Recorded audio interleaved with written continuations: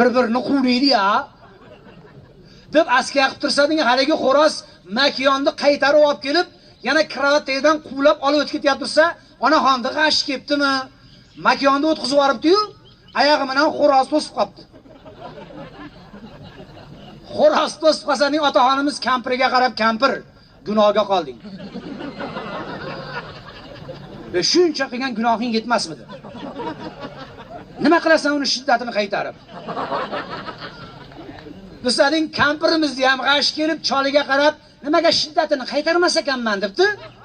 Bu xo'roziz o'ziz bilan teng. Men kelin bo'lib kelganda mana shu xo'roz bor edi. Nima qiladi makiyonni quvlab? O'pkasini ishirib. Qari bo'lsa, bizning oqsoqol ham kampiriga qarab, qari bo'lsa ham qo'rqityapti-yu, deyarmish.